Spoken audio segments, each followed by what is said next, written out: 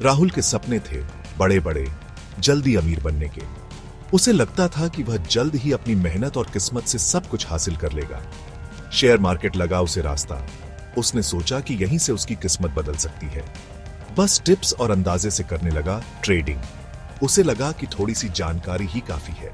कोई रिसर्च नहीं, कोई प्लान नहीं, बस उम्मीद। उसने कभी गहराई से नहीं सोचा कि यह कितना जोखिम भरा हो सकता है। उसका पोर्टफोलियो था भरा पड़ा रैंडम स्टॉक्स से।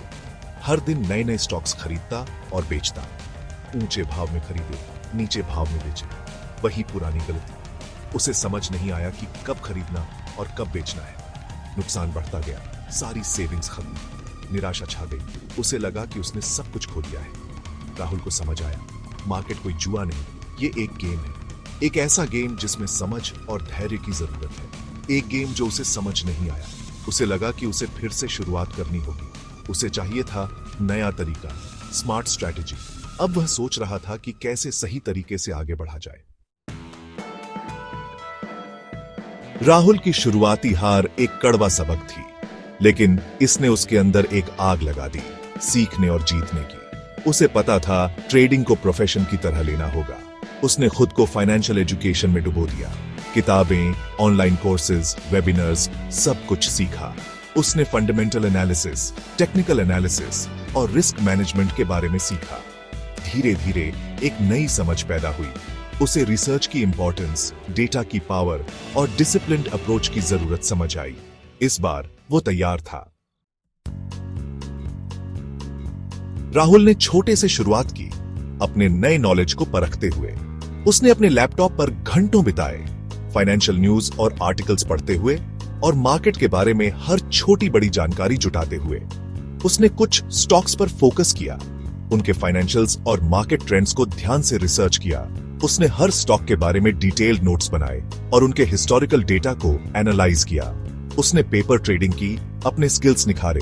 उसने वर्चुअल एनवायरनमेंट में ट्रेडिंग की प्रैक्टिस की ताकि रियल मनी इन्वेस्ट करने से पहले कॉन्फिडेंस बिल्ड कर सके। उसने एक ट्रेडिंग प्लान बनाया जिसमें एंट्री और एग्जिट पॉइंट्स, रिस्क टॉलरेंस और प्रॉफिट टारगेट्स सब कुछ लिखा। उसने अपने गोल्स को क्लियरली डिफाइन किया और एक डिसिप्लिन्ड अप्रोच अपनाई। पेशेंस उसकी आदत बन गई। उसने मेडिटेशन और माइंडफुलनेस टेक्निक्स को अपनाया ताकि वो अपने इमोशंस को कंट्रोल कर सके। वो सही मौके का इंतजार करता, बिना जल्दबाजी के डिसीजंस लिए। उसने सीखा कि मार्केट में टाइमिंग सब कुछ है और सही समय पर एक्शन लेना ही सफलता की कुंजी है। उसके ट्रेड्स पॉजिटिव रिजल्ट्स दिखाने लगे। उसने धीरे धीरे कॉन्फिडेंस गेन किया और अपनी स्ट्रैटेजीज को रिफाइन किया। उसके लॉसेस कम हुए, विन्स ज्यादा।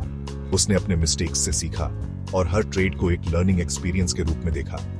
अब वो इमोशन से नहीं, लॉजिक और स्ट्रैटेजी से चलता था। उसने अपने ट्रेडिंग जर्नी को एक सिस्टमैटिक और डिसिप्लिन्ड अप्रोच से मैनेज किया और यही उसकी सफलता का राज बना। सालों की मेहनत और डिसिप्लिन का नतीजा एक कमाल की अचीवमेंट के रूप में सामने आया।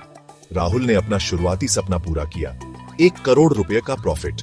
ये रातों रात सक्सेस नहीं थी, बल्कि लगातार कोशिशों का सफर था। उसने सीखा कि स्टॉक मार्केट नॉलेज, पेशेंस और डिसिप्लिन को रिवॉर्ड करता है।